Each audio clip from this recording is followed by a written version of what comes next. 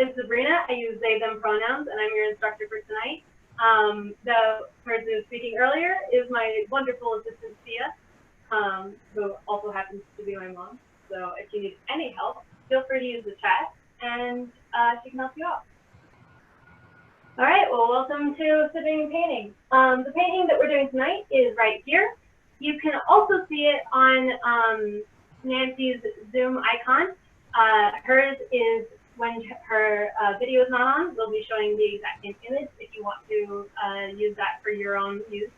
Otherwise, it's right in the corner here, and we'll be painting it, so that's the concept.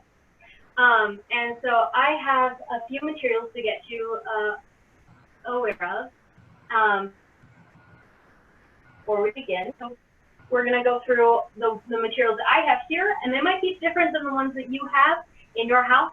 That's the only difference between doing it in person and doing it online, is that you guys are working with all kinds of interesting and unusual things. So if your materials don't look exactly like mine, don't worry about it. Your painting probably won't either, and that's the best part about all of this, is that you guys can use your own creative materials to create your own creative pieces, and all of it will be individual to you, which is what we love here at Sitting and Painting.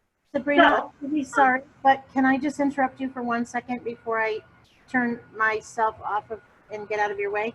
I just want to let you know that people have picked up, a lot of people picked up their kits for tonight. So we need to use the small, medium, and large brushes.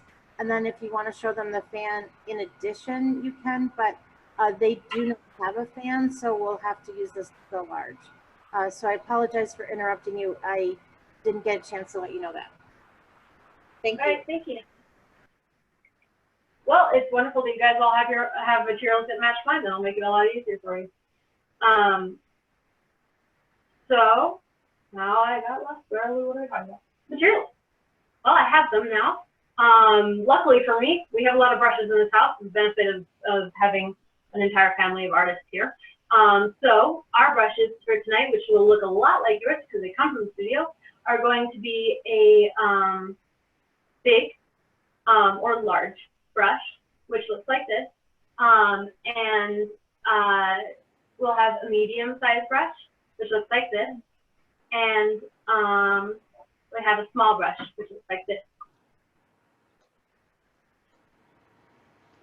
So those are your materials for tonight.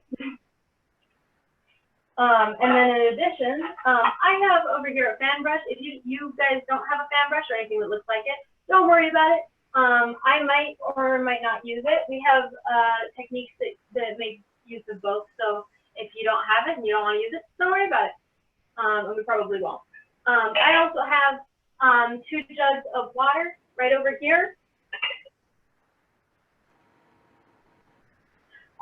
If you don't have that, however, I find it really useful during class to use both of them because it helps to make sure that your brushes stay clean. So I'm using acrylics, and since all of you have similar materials, you're probably using acrylics tonight as well, which means that keeping your brushes in the water when you're not using them is paramount. I always stick my brushes in the water when I'm not using them with acrylics, because these projects are only a few hours and won't harm the brushes for just a few hours. So you might as well put them in there, because what you need to realize about acrylics is that it's plastic based, and if it does dry, it dries hard. So we're going to keep it in the water jars when we're not using them. In addition, you guys will recognize the canvas. This is a canvas. That's as much introduction as it needs. And I think the only other pieces that need introduction is my paint. So I have to have a little bit more paint than I need on here. But you're probably using something similar. I've got a little bit of magenta, sort of red color, and white, which we're going to be using to make a pink for our background. I have some blue and some black, and just a little bit of yellow. I have a lot of yellow, but we don't need all of that.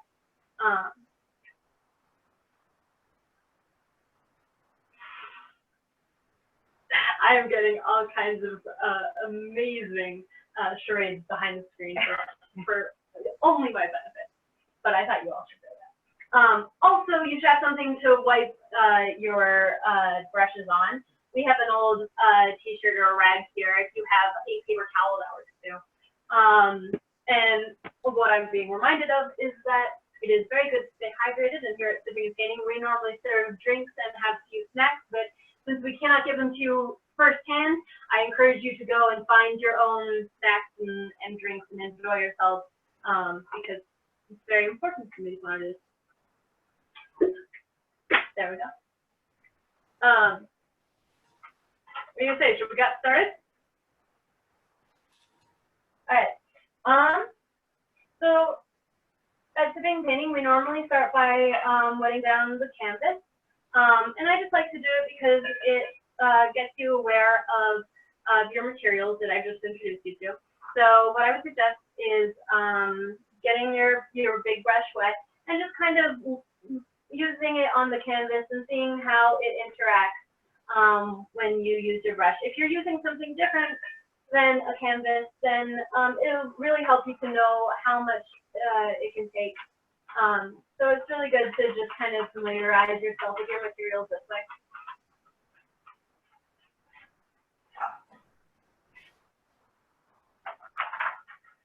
And once that step's done, I think I'm going to start with the big brush, and I think I'm going to start on color.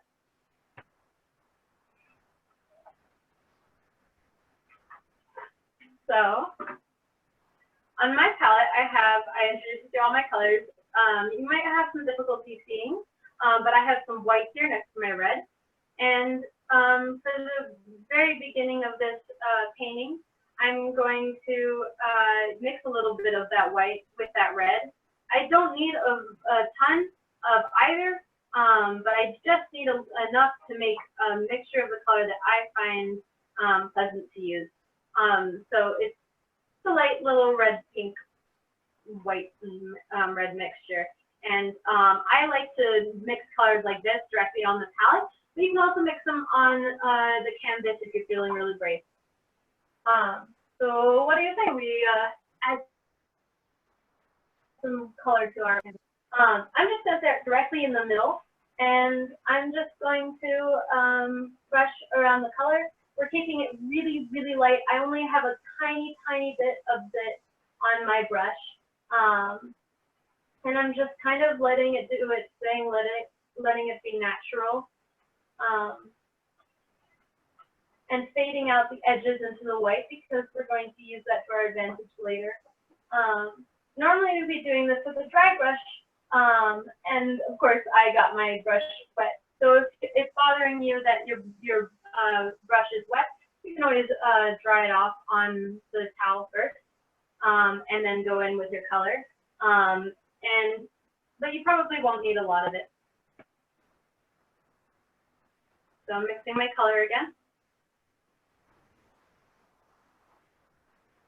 And I like actually to leave a little bit of variation. Like if I don't mix the color fully, sometimes I end up with a little bit more red in some places and a little bit more white in others.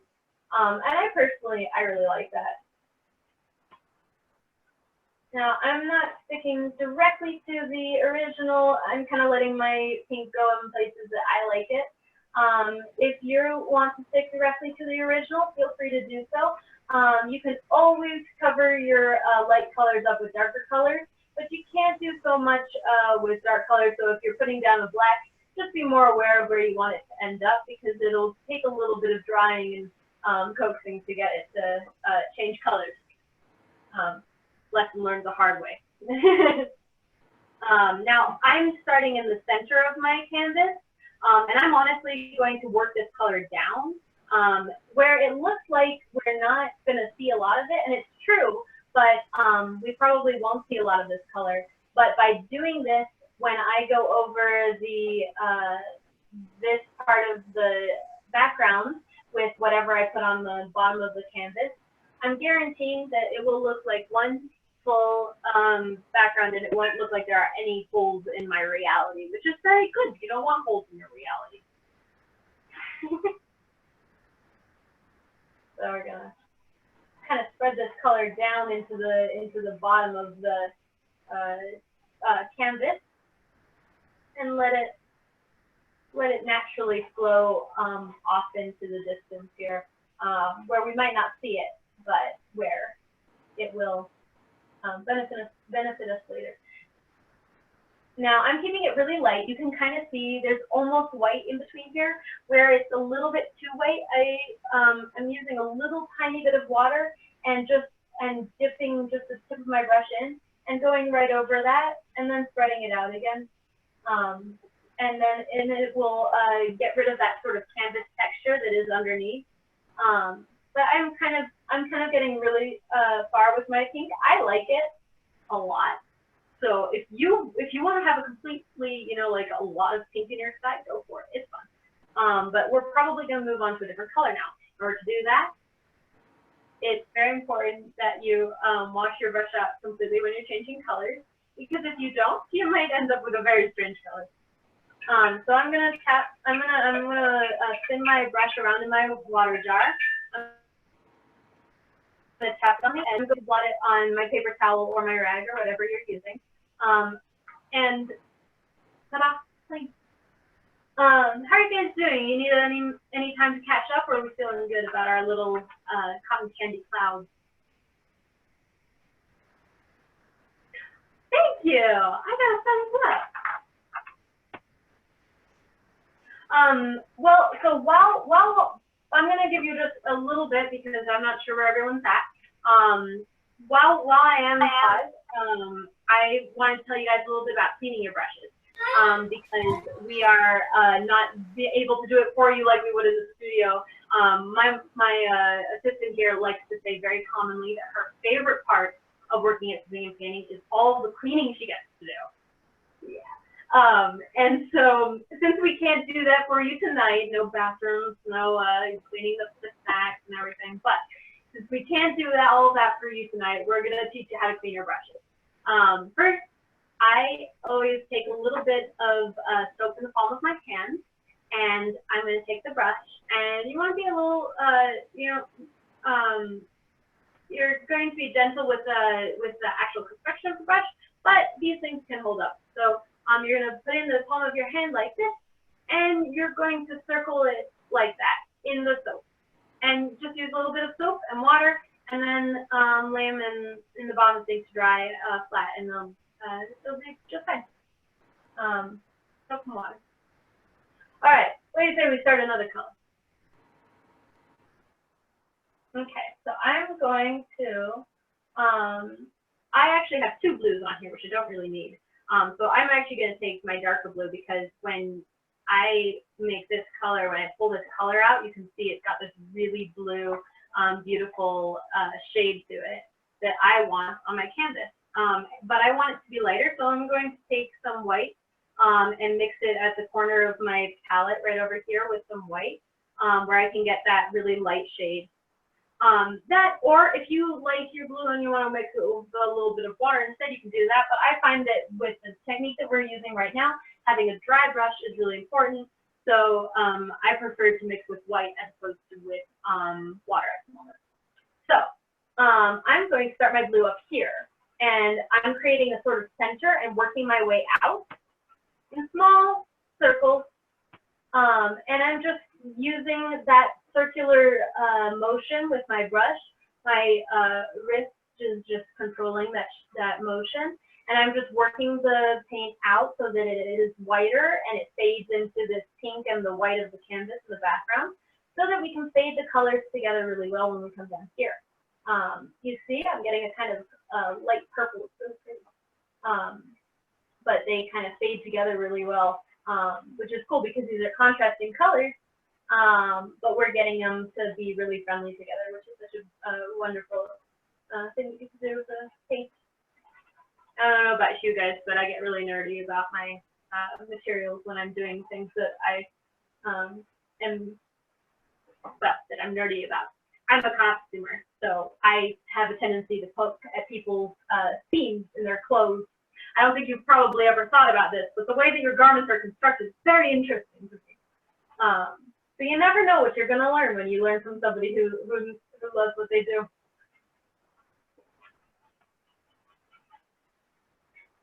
Now I'm having a little bit of trouble threading this edge, so I gave myself a little tiny bit of water to help me pull this blue out into the center a little bit. And then I'm going to spread this up into the corner here, so that when I go over it a little bit later, I can connect it easily with the black.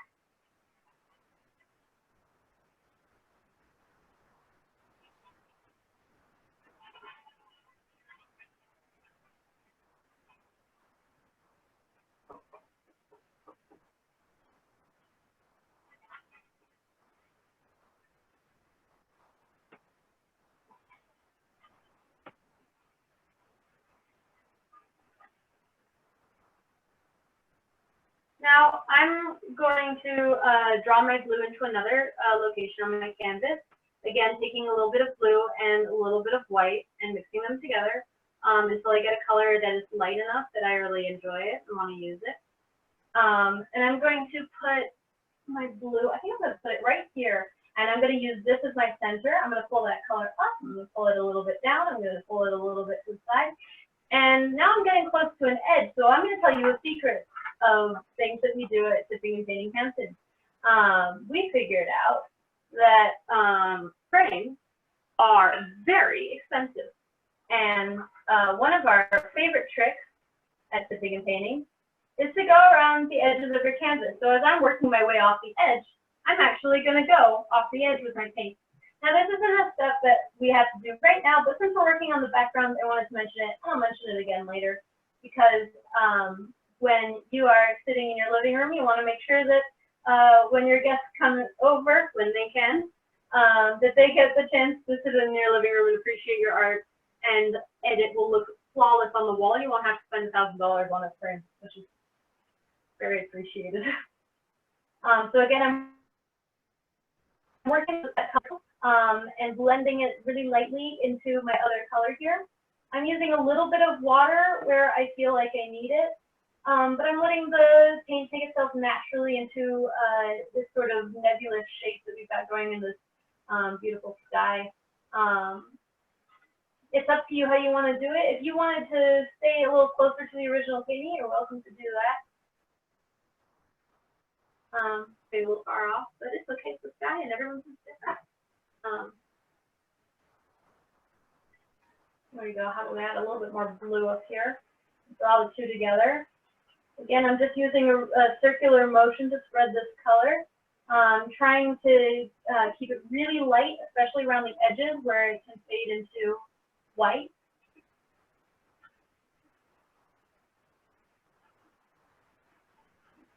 And if you see that sort of canvas texture coming through and you want to get that, I don't know if you can even see the texture through the zoom, but if you're seeing that texture at your edges, you can add a little bit of water to help it spread it, but just a little bit.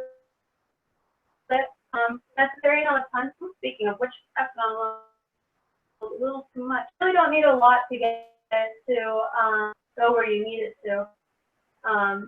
Because in this case, all we're trying to do is lighten the color just enough to spread it into the white and go over the texture of our painting without changing the shade, which is what the white would do.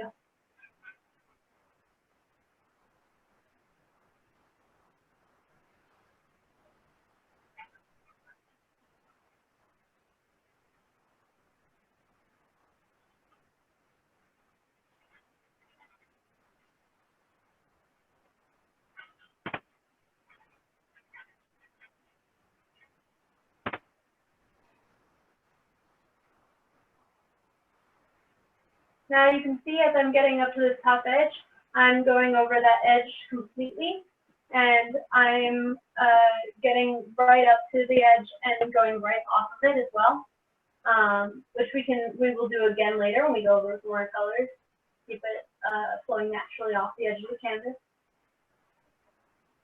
I'm trying to keep these colors together. You can kind of see where it looks a little harsh. I might go and change that.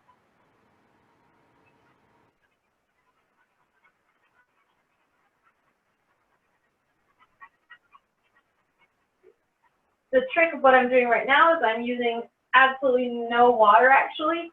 And I'm just really just rubbing out the colors together. You draw an edge between your pink and your blues together a little bit.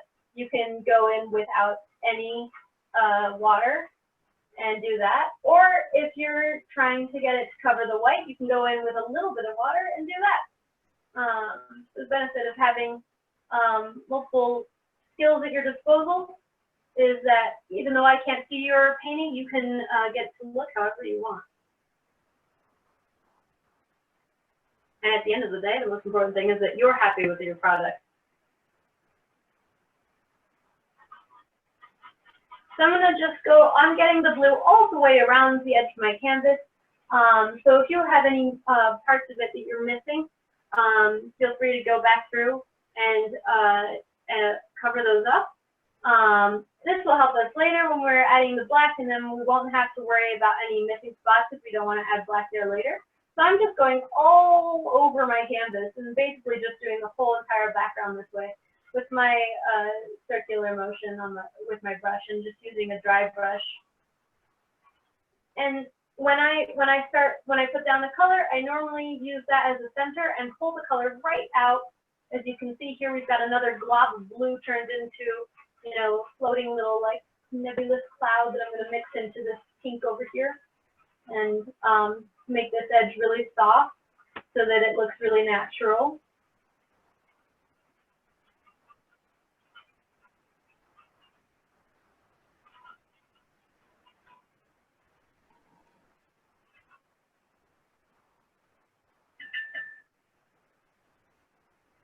How's everyone doing?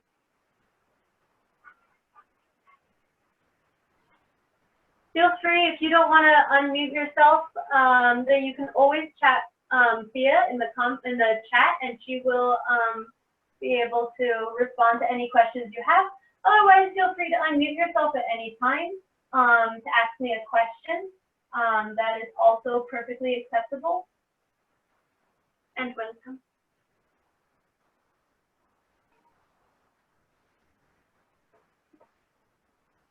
Again, when I get to an edge, I'm just going directly off the edge. That includes all edges. Right now, I'm getting up a little bit on the top. And as you can see, I have some, one of your patrons needs a little more time. For sure. Yeah, I'm just going to keep going with the background for a while. So don't worry if you're feeling a little bit behind. We're not going to go too fast. And there's no need to.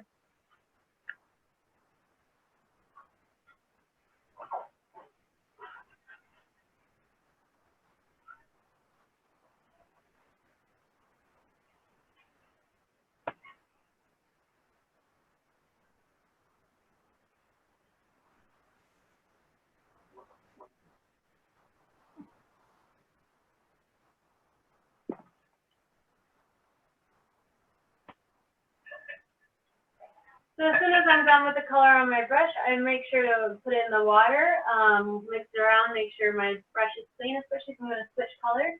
I think I'm going to let this dry for a little bit because there are some places where I added a little too much water and I want to give it some time to get itself under control before I go back in and fix and add things. Fixing and adding things is a very important part of the artistic process, but you have to allow a little bit of time, step back, take a look at your work. My mom says take a dance back. It's very useful. So there are a few things I'd like to tell you about that are going on at the studio right now, actually, that you might not know about. First of all, we have open retail hours right now, which is really exciting because although we're not hosting classes just yet in person, we are hosting retail hours where you can come in, buy original paintings like the one that I'm doing right now, which all of our artists are actually doing and sending to the studio and making available for you to buy and put on over your couches at this very moment. So if you want to come in, those studio hours tend to be afternoon till about 3. And they're all on the website, so if you aren't sure, just feel free to check on our website and it'll be on the calendar. We have some really cool things that we're showing in including these amazing masks these sipping and painting masks, which are very chic right now, right? They're very in fashion. So be sure you pick up one of those when you're there. As you all saw, if you were able to get your materials, we're also selling materials for kids and adults to use. We have different packs for both. If you want to follow along to classrooms, you just want to paint, feel free to pay $15 and pick up a pack of those. Those are available during retail hours as well.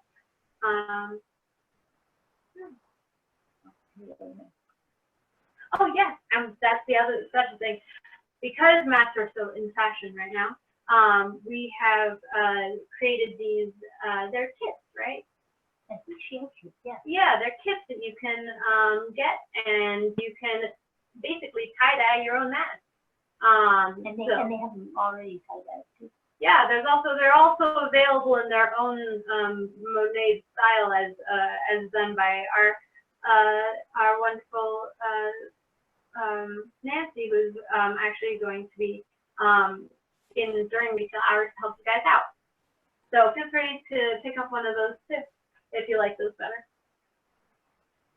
Alrighty, I think that my canvas is looking pretty close to done, but I didn't go around my edges, so I'm going to probably start on my next color right around now. If you're feeling like you're a little bit behind, that's okay. We're not going that fast. If we are, then we'll slow down. While I'm giving you guys a little bit of extra time, my assistant wanted to point out that we are doing these classes for free for you, but we're also doing them with our own time and expertise. So if you want to support your artists, there are 5 of us teaching. Yeah, I think about 5 of us. We are doing different nights of the week. Sophia taught last night. I'm teaching tonight, and Vanessa and Katie will be teaching over the weekend. And we're all working for tips. So if you enjoy the class, feel free to show your kindness and generosity to us on Venmo that Thea will also be putting in the chat. Thank you so much. How about we start with our next color? So I'm going to go in with the blue again. I'm pulling this dark blue out, and last time I used it, I wet it down with some white. In this case, I am going to take just the very, very edge of my big brush. And if you don't want to use a big brush, feel free to use a medium brush. If you're intimidated, that's all right. I'm going to take just the tiniest bit of black on that, and I'm going to mix it around my palette a little bit so I've got some blue and black together. And now I'm going to go out from my corners down. Now, by starting at the corners, I am making sure that I'm controlling where my color is coming from because I'm using something so dark. So I'm going to pull this color down directly from the corners and even go over the edges and pull this color in with that same circular motion that I did earlier. As you can see, it's already kind of creating a thing this way. So I'm going to go in with this.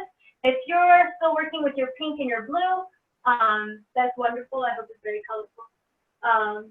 But right now I'm using just the tiniest bit of black and that blue, that dark blue that we're using, and I'm pulling the color around the edges of my canvas and pulling it down into just the very edges of my canvas around the blue so that it fades together and looks really natural and serious. So when I do, to get some more colors together, I'm mixing on my colors on my palette, which I find really helpful when I'm working with colors that I want to use for a lot of my piece. But what I'm doing is pulling this color, just putting it directly here, and then pulling it towards the front with my brush and creating that spiral shape with my wrist again to spread it out into the shape or into the colors in the background already. So if you didn't already do the edges of your canvas, you can use this to go down those edges and make sure that it's all covered in paint so that when you hang it up, you won't have to buy a frame. And I'm going to do that on the top edge too, making sure that I am getting the whole thing because better do the job the whole way than halfway. Again, if you are having trouble, you're seeing the canvas or the white through your paint, just add a little bit of water and it'll help you out, or a little bit more paint will probably help solve that problem. I always start with water, and if I'm just really low on paint, then I can add the paint later. But since we're working with dark colors such as black and dark blue that are hard to go over, I'm being very tentative about how much paint I add. Because you can always add, but it's a little more difficult to retract.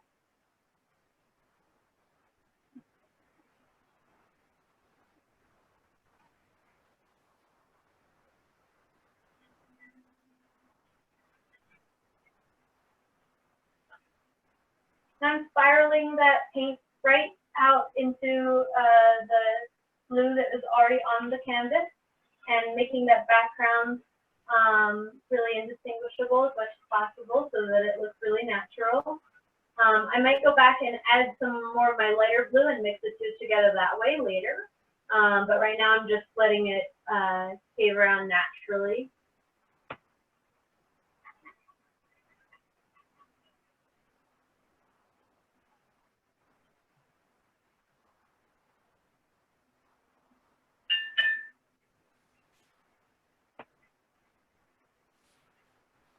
There you go. You can see now that I wanted to go over the other blue with some of this, I added a little bit of water to help me dilute this color so I can blend it in a little bit more easily.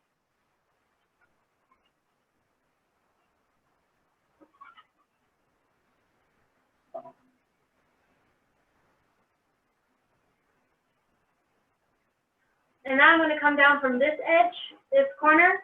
I'm going around, I'm creating a sort of cave-like shape, upside down view around the entire border of my painting. So if you want a different shape, feel free to go for that.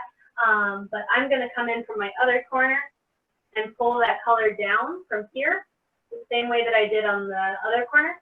And I'm going to turn the canvas so I can see the edges and go directly over those edges and pull the color into the canvas that way. And when I get onto the canvas, again, I'm using that circular motion with my wrist and just really lightly, not using a lot of color when I get on the canvas, but just spreading it really lightly into the other colors that are already there. And I'm using a dry brush technique for the most part, but when I feel like I need to, I can dilute it with a little bit of water.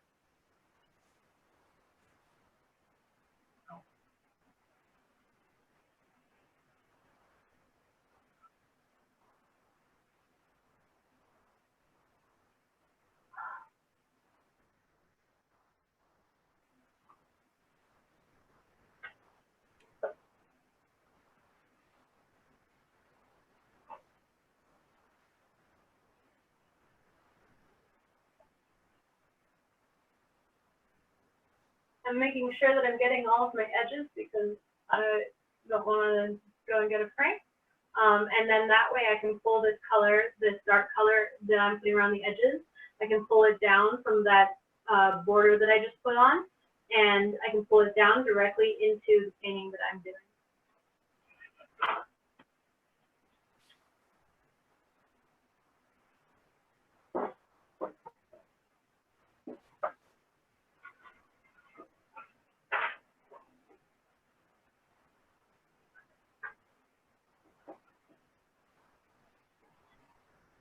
I'm getting a little bit of a hard edge here, so I'm going to add a little bit of water, probably more than I needed as usual. And I feel like I want this color a little bit darker, so I'm going to use that right here and pull that color down a little bit more. And then also, like I mentioned before, I might go back, I'm going to use that blue and white combination, and I'm going to mix it in with the wet paint, the dark colors that are already on the canvas right here that I just put down. I'm going to make this mixture right here and pull those colors down together as opposed to making it a hard edge.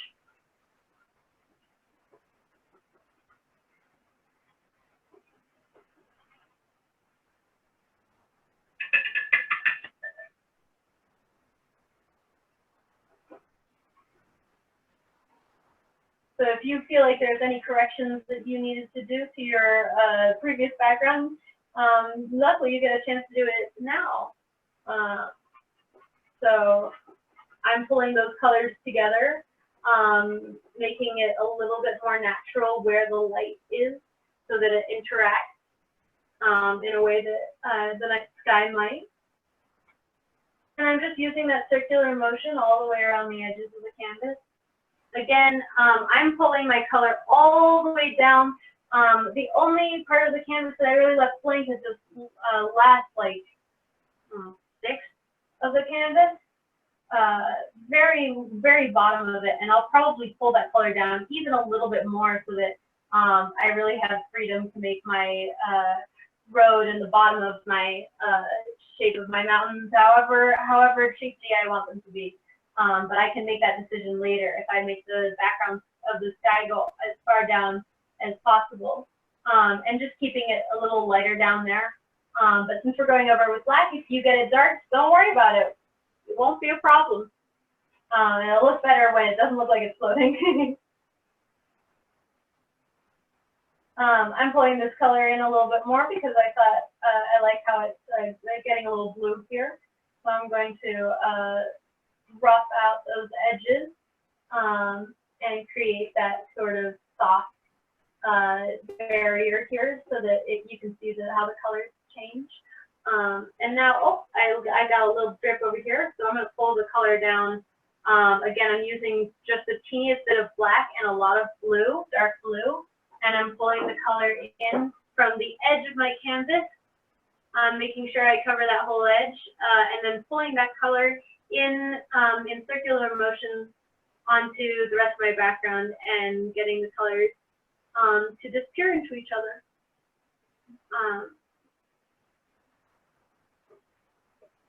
How are you guys feeling about things? Is it going well so far?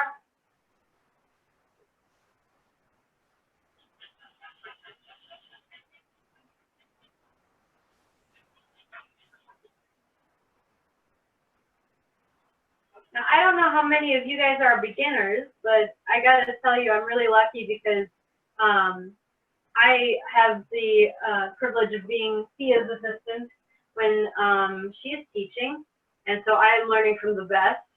If you want to try out one of her classes, I think she teaches mostly on Wednesdays, and I'll be teaching mostly on Thursdays. The schedule online will show you what paintings we are teaching if you want to choose that way. And signups are always open until about 5:30 before class starts.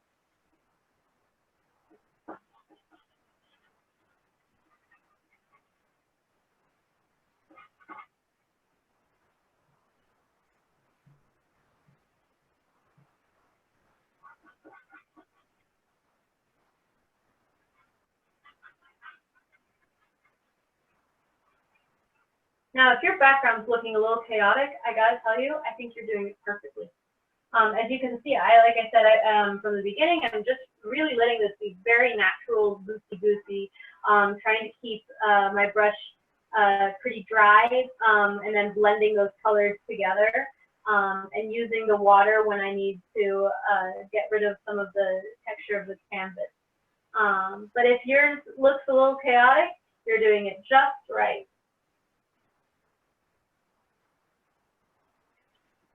So it's a wonderful thing about nature because it's chaos and order, right? It's a sort of order that we don't normally understand or see, but the pattern is there. So I've got a little bit of a hard edge here, so I got my, I washed off my brush, I took just a teensy bit of water, and I'm going to pull that color in, fade it into this lighter blue here, and let them work together. Now, if you get any drips, I just take a little bit of water when the drip is dry, clean it off with just the tiniest bit on my brush, and then sometimes I even use a paper towel. But we're doing pretty well tonight.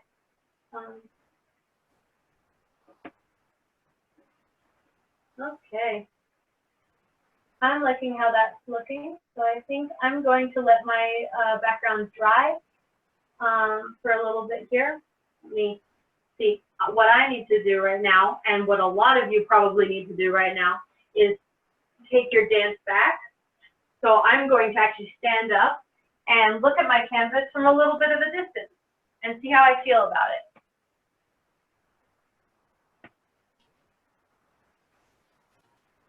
Alrighty, I've done my inspection, and I like it. I like it. So I hope you guys are liking your nebulous clouds as well. Before we go on to our next step, we say we celebrate a few things. I'm really good for times like this, right? So what are we? Is anyone celebrating anything? Any birthdays, anniversaries, Father's Day coming up? No. No, no celebration? Yes. Oh, really? We have an anniversary. Oh, well, let's see. Yesterday.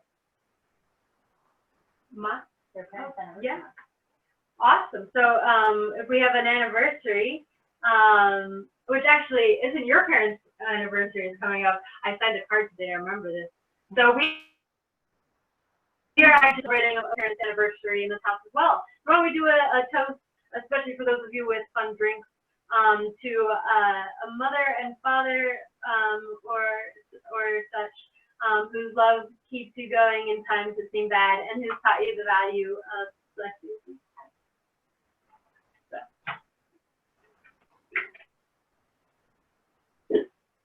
Toast. Toast. And for those of you who are not celebrating an anniversary, to good health and happiness, which is something that we all need in these times. Alrighty. Now, the hardest part of this is sitting and letting it dry. I am very impatient, so this is very difficult. I imagine a lot of you are also very impatient. So we're gonna take some forced time and let it dry and take our steps back, our little dances, and look at it and say, oh, that's so beautiful. Look at me, I'm so talented. You're all doing that to yourselves, right? It's a very important part. And make sure if you are still working on your background that you've gone around your entire edges. As you can see, I went around my edges entirely, really used them to pull the color in. And by doing that, now when I am done with it, I can hang it up anywhere in this house and I won't have to buy a frame for it. And it's very popular in this house to hang up art. We have art all over. It makes it for a very colorful house. Are we ready to move on? Yes or no?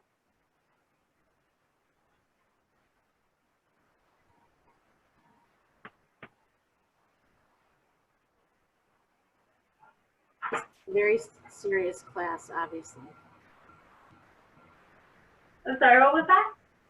They are a very serious class. No one's saying anything. Very serious. Oh, very serious. No, we're trying to fix ours frantically. Well, if you do have any questions, feel free to ask them. You can turn on your mic or you can ask in the chat. She is also an accomplished artist. In fact, she's the reason why I'm an artist. So if you have any questions, you can answer them as well. But if you want, you can turn on your mic and ask me. While we are waiting for paint to dry, which is actually the same, so you can imagine from there. I'd like to tell you about something else that we're doing. We have since we're doing these virtual classes and we're not in the studio at the moment, these virtual classes are being recorded, and any recordings that we get, we put up on YouTube, so you get a chance to see what your classes later on. Or if you wanted to check them out for another art video and learn a different painting, you can use it that way too. So you can find all of those in around 24 hours on YouTube. Our YouTube link is in the bottom of our website, and they're all posted to the Hampton Tipping and Painting YouTube channel. Alrighty, I think I'm going to move on, but I'm still going to do a little bit of work on my background because I want to make sure that this transition here works really nicely. So I'm going to take my big brush again, make sure there's not a lot of water on it because I don't need it. And I'm going to pull a little bit of that light blue, the blue and white. I'm going to pull a little bit of that up from the bottom here and make it so that when I go in with the next step, it doesn't look like it's floating. So I'm just patching up any little bits of folds that I might have had in my color here before I start moving on. And if you have any drips, you can go over those. I've got a few, so I'm gonna make those disappear and make it look really natural. Cover up any edges and white spots that I've got. I think I'm doing pretty well though. So what do you say we move on to the next part? Now, I think I'm going to do this next part with my small brush. This will give you the most control for what we're going to do, which is honestly just outline a shape. But for those of you who want to do it with a medium brush, that also works. I'm going to pull with my small brush. I'm going to pull a little bit of black on my palette. And I'm using the small brush because black is scary, and I don't want to get too much of it on my canvas if I don't exactly know what I'm doing.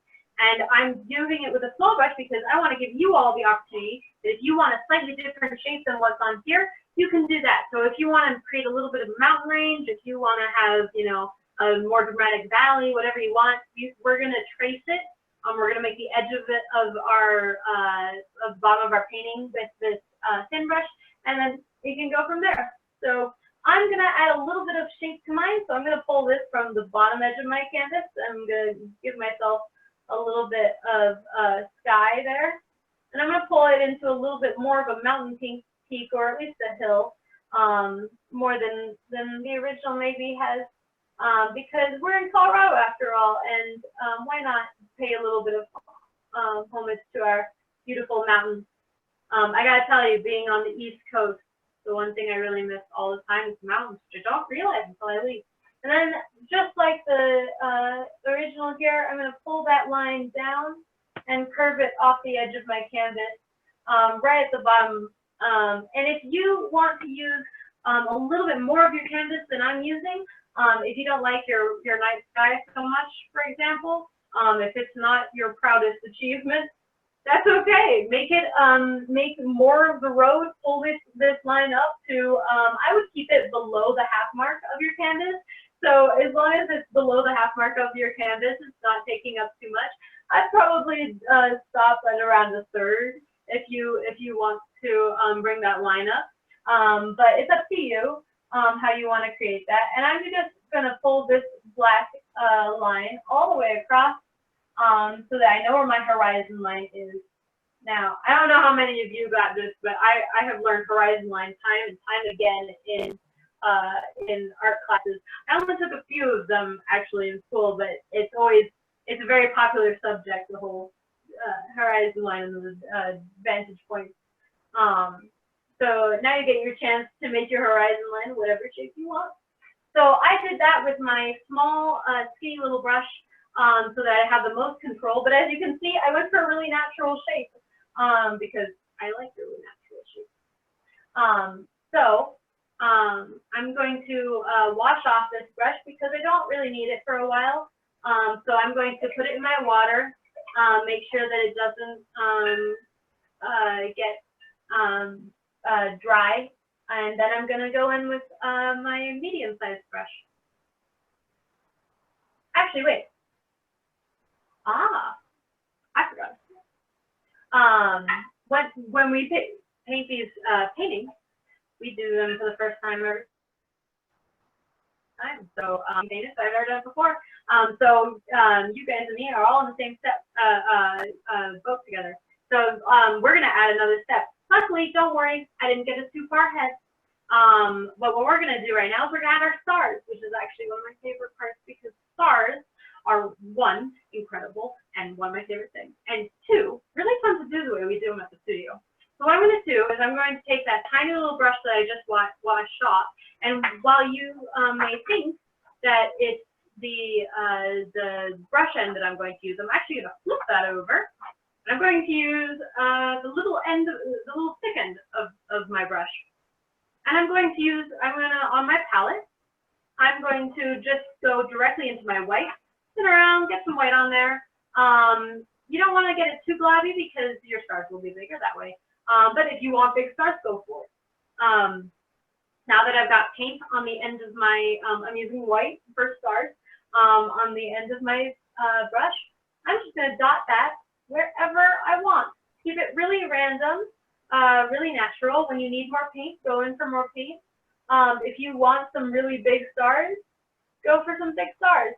And there doesn't need to be a pattern. What I would suggest is keep it very natural. Make a few collections, but don't keep them, too equally spaced. Don't make them in grids.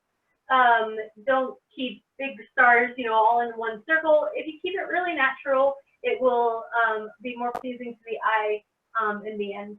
And I'm just putting those stars wherever. Because I like stars.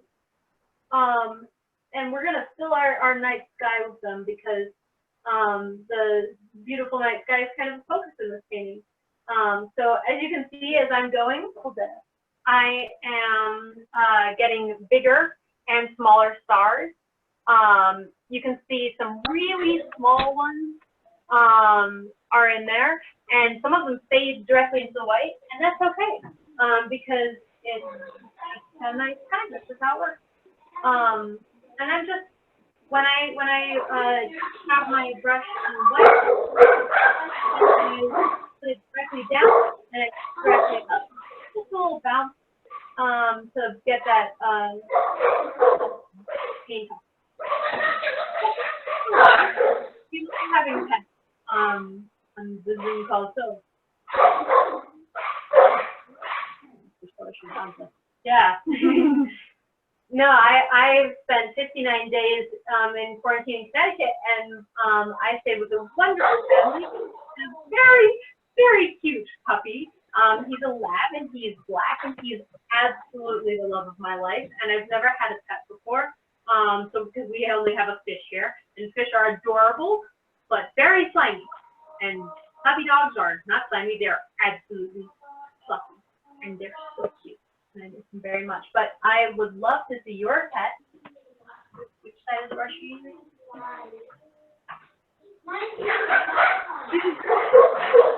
Oh, yes. Yeah, they brought me a wonderful picture so you can see my best friend, my best friend.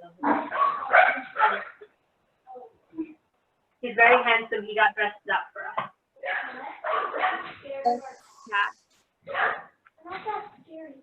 Now, as I'm putting in these stars, I'm varying it between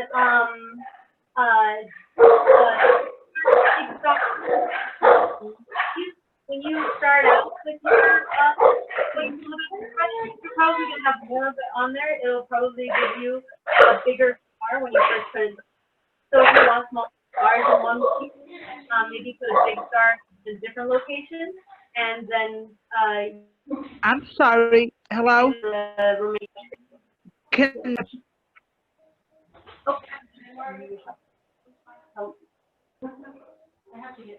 I have a question? I'm going to mute the people who are unmuted because we need it to feel more quiet. And so just give me a moment, okay? Thank you.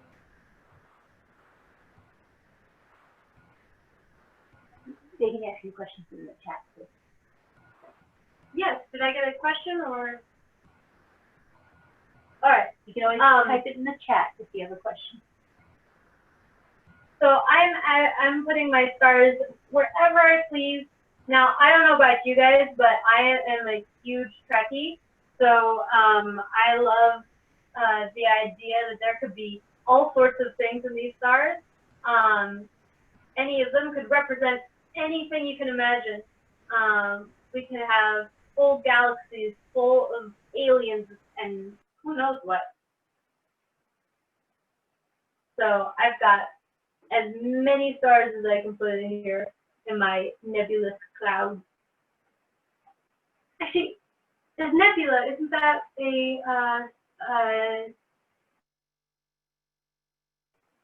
stars, right?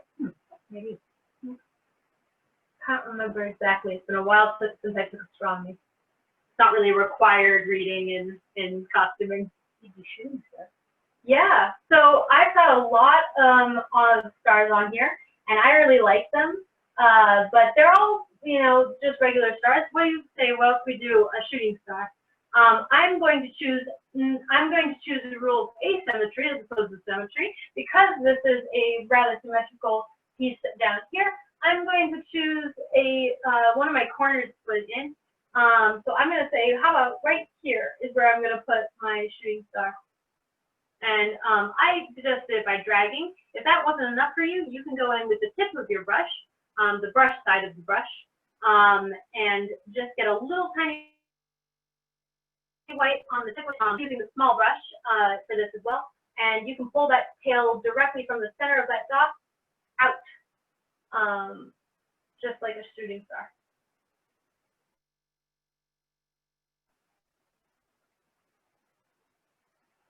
There you go. Alrighty, so now that you're probably done with your stars, I'm going to go on to our next step. I'm going to wash off that little brush in water, and probably the backside too, so that I don't accidentally pick it up. Make sure you get the paint off the backside of the brush, so that you don't accidentally like stick yourself with it and end up with white polka dots, which is a look, but maybe not the one you want. Here you go. If you guys are having trouble seeing, I can show you exactly what it looks like. There you go. And this is that's my horizon line that we did. So now we're going to go back and work down there again. So I am going to take my medium-sized brush, which is the only brush that we haven't seen tonight. It is flat and square like your big brush, but it's small. So our medium-sized brush, I'm going to take it and I'm going to go in with black directly from the edges. So on my palette, I'm just taking straight black and covering that medium-sized brush with that. And I'm going to, you remember how I did the dark blue and black mix? I'm going to, honestly for me, I find it really helpful to turn the canvas upside down when I do things like this. So I'm going to do that. And I'm going to pull the color directly from the edges the same way that I did with that black and blue combination. So I am going to go for my edges, and I'm just going to pull it onto the canvas with little dashes of my brush. And I'm just using black. So right under my horizon line, the bottom of my painting where there's still white on my canvas, or even if there's not white on your canvas, if you took the background all the way down, underneath your horizon line is where I'm doing this. I'm going from the edges underneath that horizon line and on the bottom of my canvas, and just pulling that color over the edges of my canvas and into that area. And I'm not pulling it too far in because I'm not exactly sure where things are going. So right now it's good leave things a little bit up to my imagination later on, and just keep it at the very edges. But I'm going all the way around.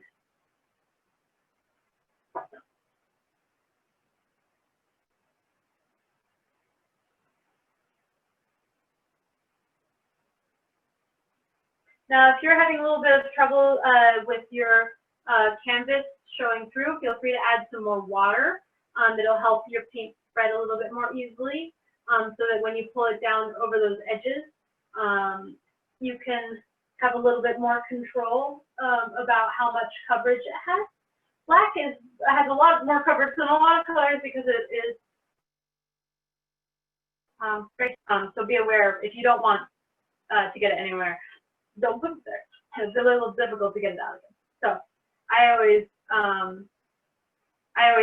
always very cautious with my black. So I'm just taking it over the edges of my corners and edges and all of it under my horizon line, and just honestly just going over the frame. I'm going to pull it in where I want that really dark color to be.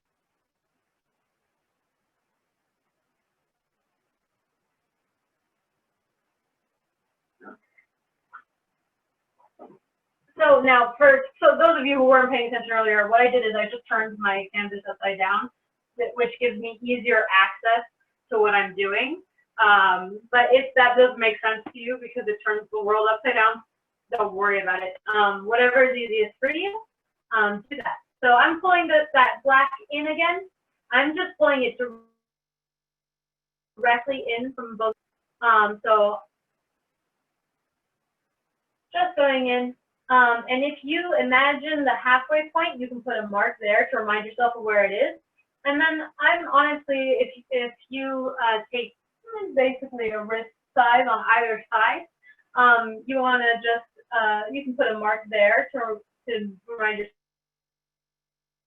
where that is later. It's just a good idea to be aware of how you want to use your space when you're using black, because it will help you to plan out a little bit, is what I always find. So I'm pulling that black in from the edge of my canvas.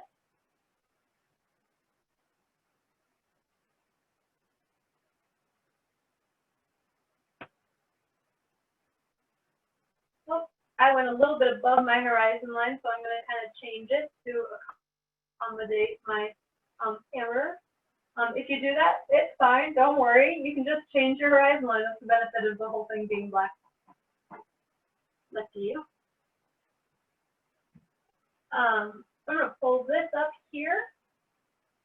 Again, I put a center mark in where I see center, and then I use basically the width of my wrist, which is about 2.5 to 3 inches, and I pulled and I put a dot on either side of that center mark.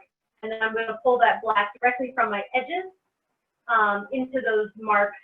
And then we're going to flip it over and take a look and see what our next step is.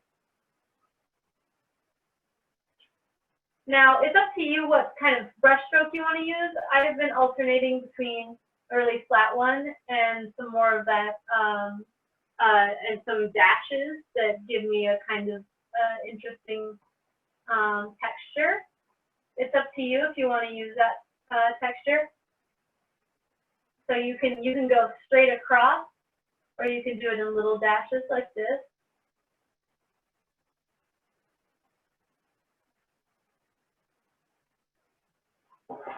Alrighty, I'm going to turn it over so I have a little bit more access to this side now. I put my mark here, so I'm going to fold from there.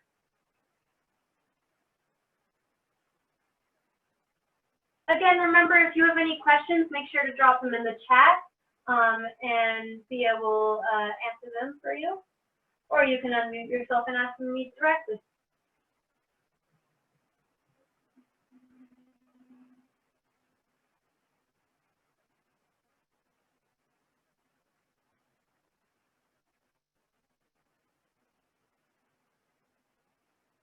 So if you look at the sample painting, which you can find right here, or if you have trouble seeing that, It's also up as one of the icons for this sitting painting. The studio should have an icon that matches that picture. If you look at that sample, you want to see how they did it.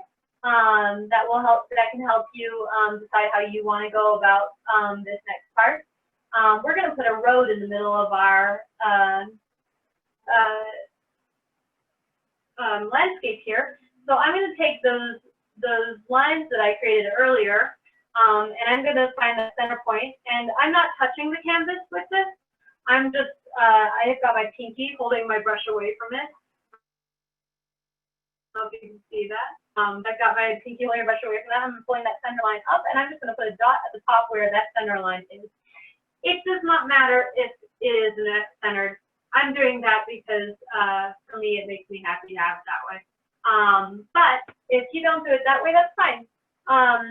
So what I'm going to do now is I'm going to make this angle in, and it's going to help us when we go over.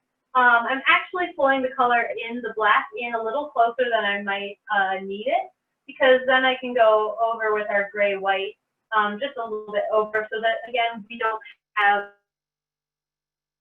bits of background coming through. It looks really natural. You could have them show this.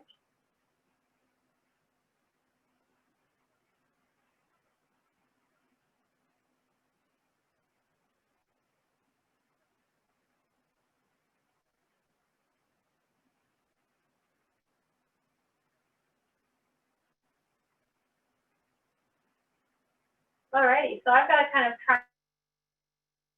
triangle here. I'm going to take the initial end, and I'm going to curve one side of it because that's kind of how the sample did it, and it makes it look a little bit more mysterious. So I'm going to kind of curve that edge in and just work my way up to that center point. Now I've got all this black here, and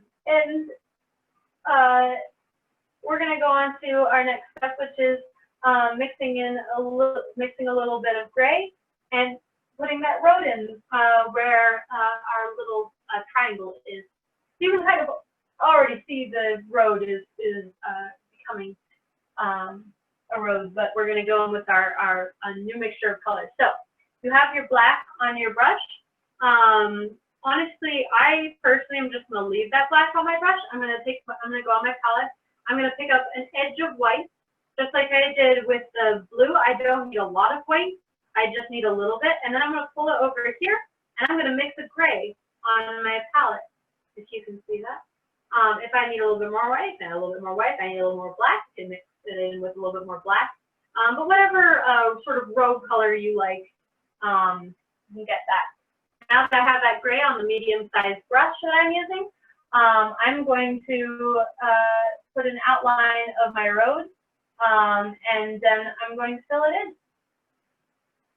Now, if you are having trouble with your outline, just go in with that gray on a small brush, on your really little one that we use the end of for the stars, and you can use that if that makes it easier for you to do the outline of your road. But your road can be whatever shape you want. Mine is following the lines that I left here. But if you find that doesn't work for you, feel free to change it up. Make your road whatever you want it to be, because it's taking you to your destination.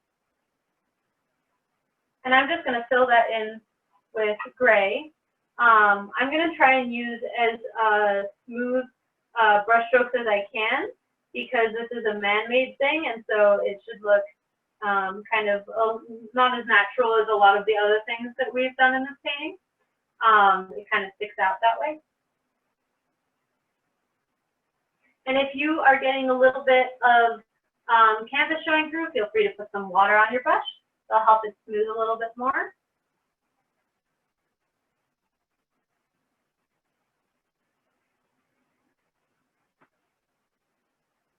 Again, I'm using long, straight strokes as much as possible to create that sort of man-made texture. And I'm using my medium-sized brush, but if you want to do it all with your small brush, go ahead and do that. And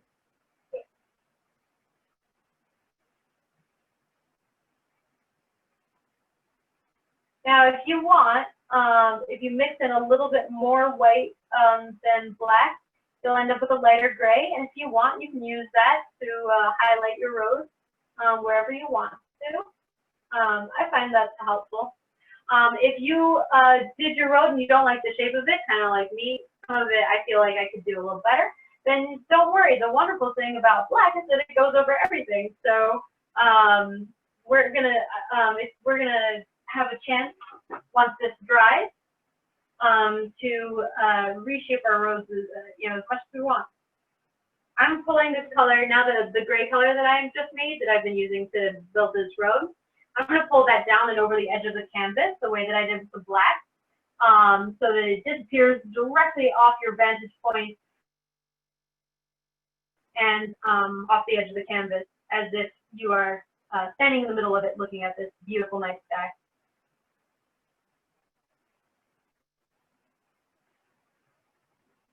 It feels like now would be a really, well, maybe not tonight because it's raining, isn't it? But it feels like it would be a really good time to go camping, right? Because it's summer and it's all beautiful. You know, I've never actually gone camping before, so I'm not exactly sure. Oh, I've gone one? I don't remember that. I said Easter. So that doesn't count. Nobody really stays with them. I'm going to stick to that. I don't think I've ever been camping. Camping. Again, as I'm doing this road, I'm using flat, thin strokes to make a sort of man-made texture. And I just pulled the gray directly off the edge of my canvas so that I look like I'm standing in the middle of the road, which is not something you should do unless you are in a painting, in which case there are different issues. But there you go. Yay.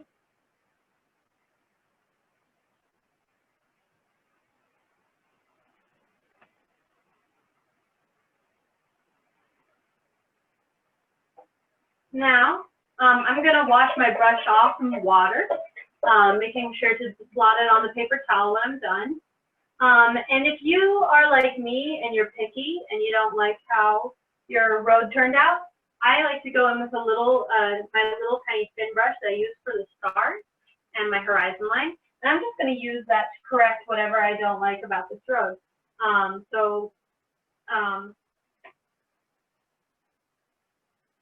Don't be me. I just made 2 mistakes.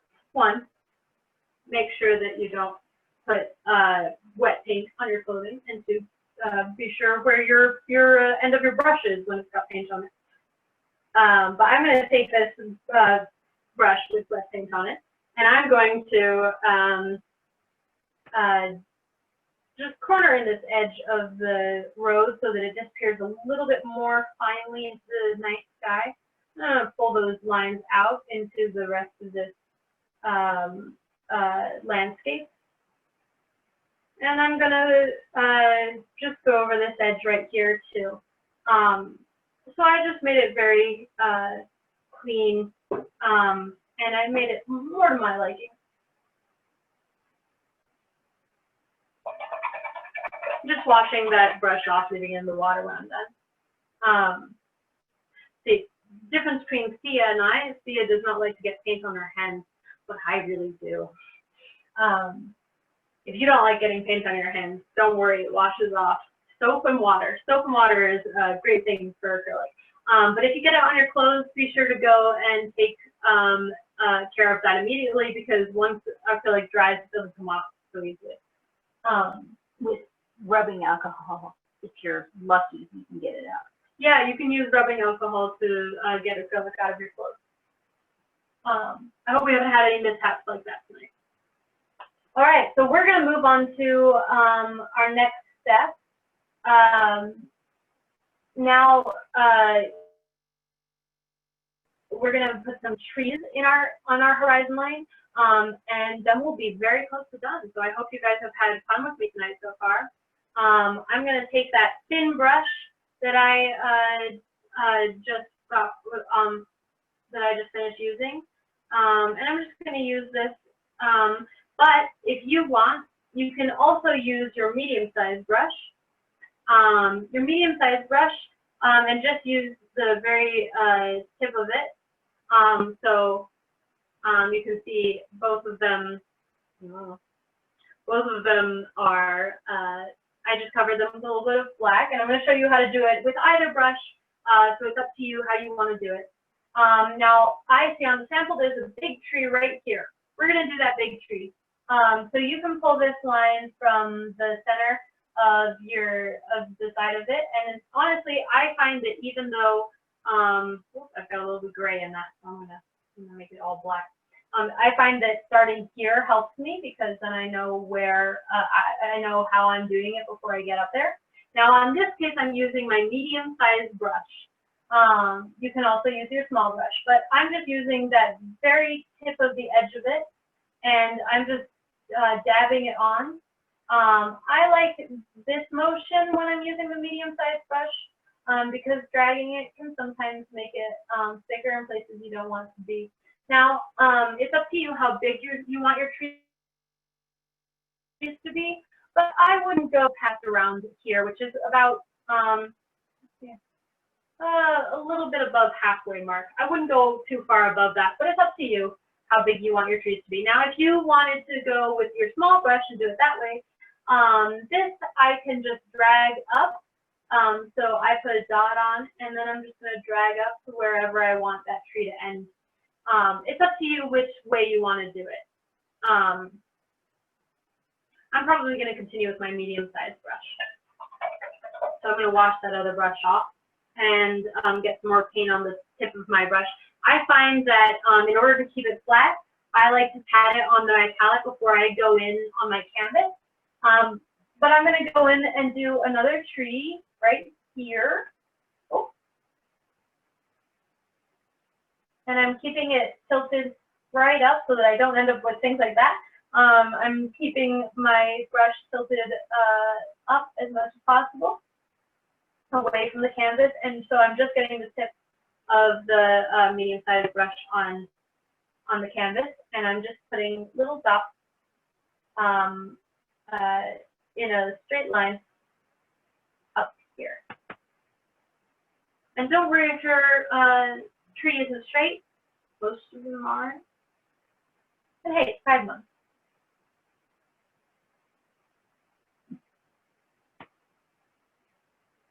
I'm varying the size of my trees.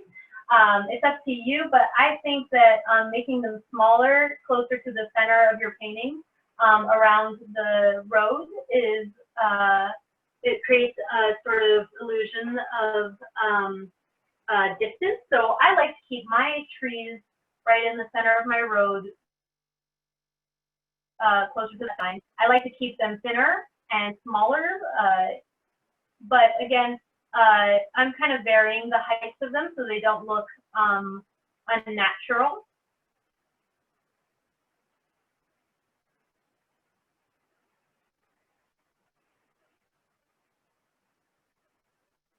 You can do however many trees you want.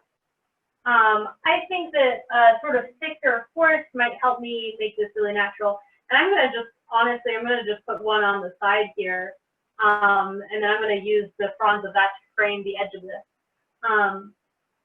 Now, I like going in with the sticks first and then adding the leaves later. If you don't like to plan ahead quite so much as me, feel free to go tree by tree. And so I'm going to show you how to do the rest of the tree right about now so that you can do it that way. So I'm using my medium-sized brush. I'm going to show you this technique since you guys have a medium-sized brush. So I'm just using that black, just making sure that I brush against my palette so I know that it's as flat as possible. And now in order to do the tree, I'm going to go in a zigzag pattern using just the tip of the top because I don't want, I want this to be a triangle sort of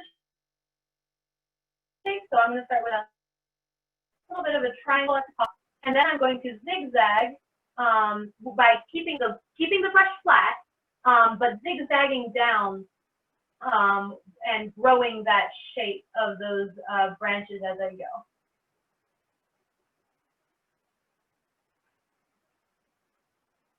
And if you wanted to start from the bottom and make your line really big at the bottom and then carrying it up and making it shorter that way, you can do it that way too.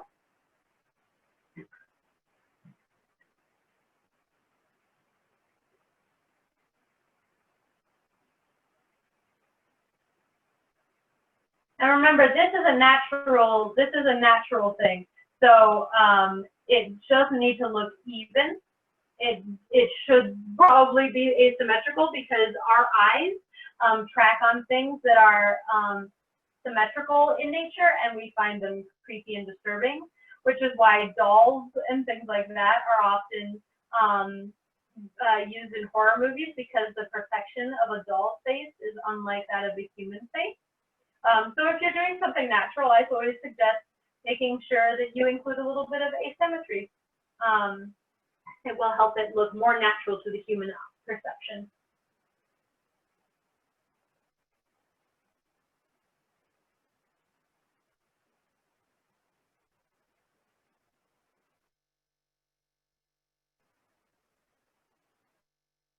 So I've just zigzagged these tree branches off from side to side, not making it too symmetrical, putting my brush down a little flatter in places where I want a little bit more paint, and leaving those branches thinner so that I can go over them again later if I want to, make them thicker as I go back down. You can see I just kind of have a really pretty little tree, and I like to make it a little bit thicker near my trunk because it makes it look a little bit more natural. So if you want to choose a few places and make it a little thicker there, you can do that. Just make sure that when you get to the top, you're tapering off into a much smaller shape so that you get a more natural tree. So I'm going to hold that up for you guys to see. How does that look? Do we have any questions about the trees?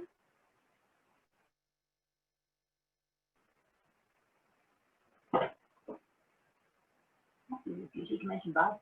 Oh yeah. Well, we also have Bob Ross classes. Our owner of the studio, Nancy, who you met earlier tonight, she actually is Bob Ross certified. She goes and does his classes, well, the classes of his institute in Florida, and comes back every year with new things to teach us. So be sure to check out, I think she has virtual Bob Ross classes going on. So if you want to do one of those, I think they're probably a little longer. They have some interesting materials. They're a lot of fun though. I definitely suggest checking those out. Now I'm using the very tip of my brush and I'm just zigzagging. I like to zigzag from the bottom. It's up to you if you want to zigzag from the bottom or the top. I'm just keeping my trees really asymmetrical, making sure they're thicker near the trunks than on the outsides of the branches. And I'm not really using any water, but I'm making sure that I have enough paint on my brush instead, and using that to power the shape of my trees. I'm trying to keep the tops very pointy, and making sure it's natural by putting some more fronds a little farther out to the side than on one side than the other. And it's up to you if you want it to go down into your horizon line or not. I'm going to keep a few of them above my horizon line and a few of them below.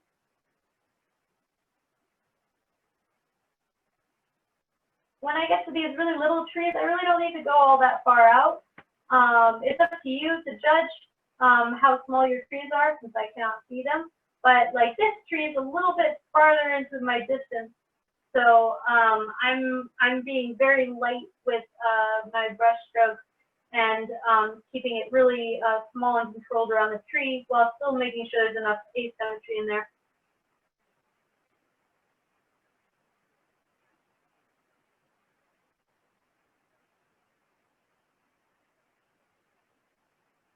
We're getting very close to the end of our painting, so if you have any questions, feel free to ask them at this time, because soon enough I'll probably let you guys finish up your paintings in whatever creative ways you want to. You know, you can put aliens in your night sky, or a camping tent, or a camper maybe in your foreground here. It's up to you how you want to finish out your painting. But if you have any questions for me, feel free to ask them. You can chat Thea, or you can turn on your mic and ask me that way.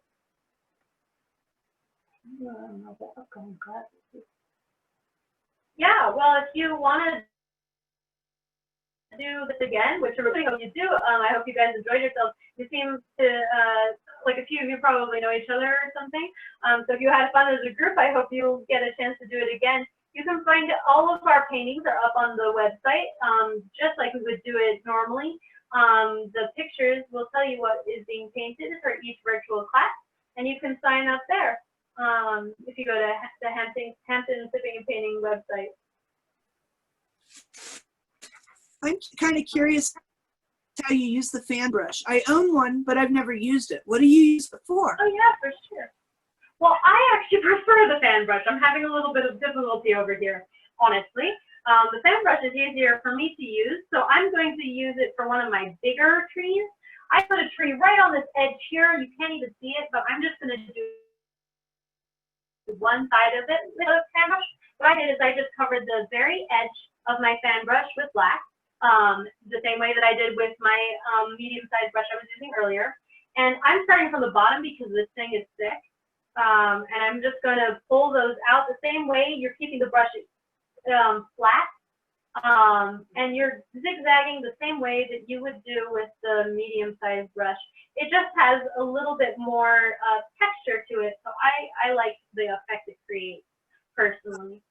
Okay, so it's like making more little extra little branches? Yeah, well, you can use it to supplement whatever trees you have right now. So if your trees are looking really straight all the way across, you can use the fan brush to go in and create a little bit more texture. Because when you look at the fan brush, you'll see that it has, you know, maybe you know, it has different shapes. It's not as flat as the medium-sized brush. So it creates a different texture when you put it on the canvas. So I don't know if you can see that. But you can kind of see the ends kind of a little bit different. With a light touch, but with a lot of paint. Yeah. Thank you. Does that answer your question? It sure does. Thank you. Wonderful. Hope you have fun experimenting with it. It's a lot of fun. Now, and as I'm doing these trees, I'm keeping my brush flat, even if I'm using the medium-sized brush or the fan brush. I'm keeping it flat so I have thin branches. I'm getting to my last few trees, and if you look at the sample, you'll see that our last step is coming up, and that is the only time that you'll probably be using your yellow. So we're going to make sure that our yellow gets its chance to shine. That's a really fun color, huh?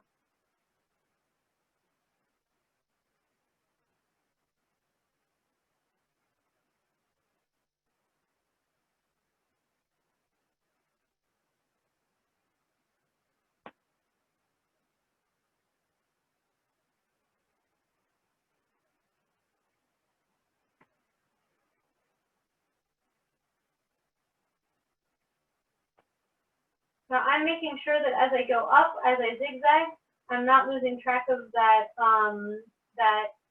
asymmetry. I've got a little bit of craziness on either side, but I'm not overdoing it so that it looks man-made. We want to make sure that it looks really natural. It'll help the viewer perceive it as a tree.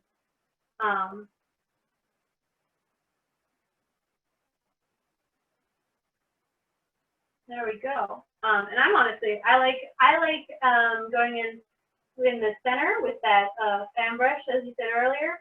And you can add some texture that way. So if you want to give that a try, you can do it that way. The medium-sized brush tends to have a little bit more control, and the fan brush tends to have a little bit more texture. Alrighty, I think my trees are done.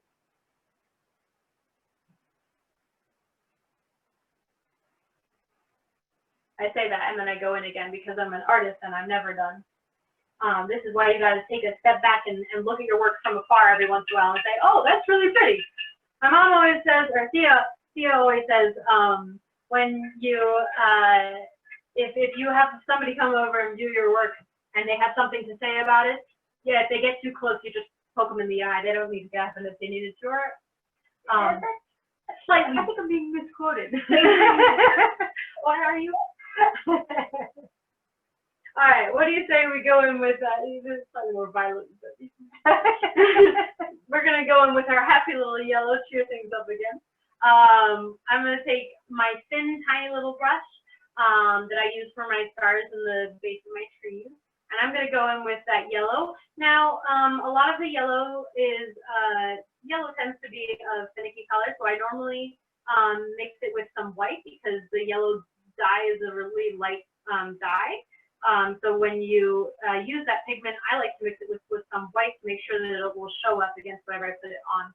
So I mix some white and yellow together on my palette, and I have just a little bit of it on the tip of my brush, and I'm just going to go directly in the center of my rose, and I'm just going to pull that line as lightly as I can up through the center of my rose.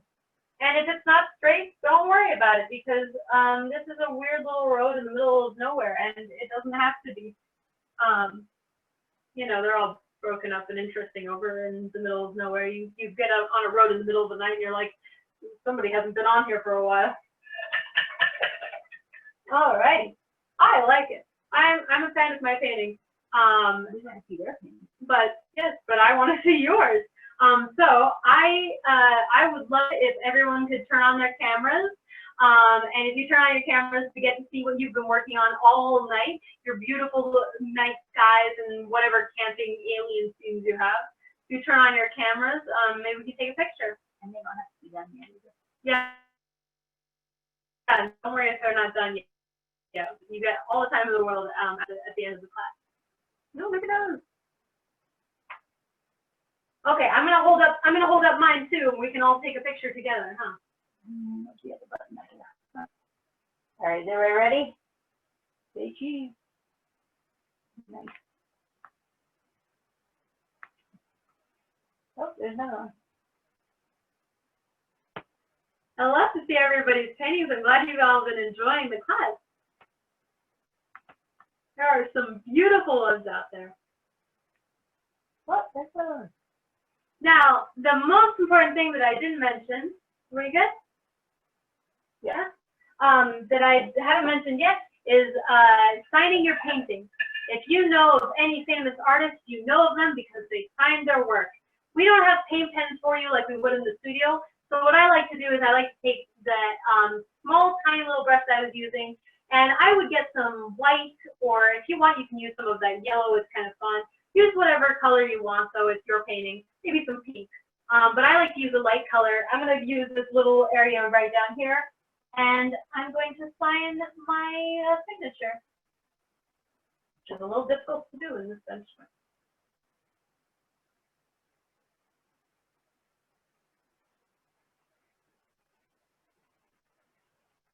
There you go. Signed and dated, or, well, signed. If you want to date yours, go for that. You'll have something to look back on, that's for sure. So I hope you guys have enjoyed my class tonight. My name is Sabrina, and I have my Venmo here. Thea also put it up on the chat. As we said before, we're doing these classes for free. So I'm really glad you guys joined us. I hope you enjoyed them. And I hope you came away with a work of art that you're very proud of and that you will enjoy for a long time. That's all for me tonight. Thank you and good night.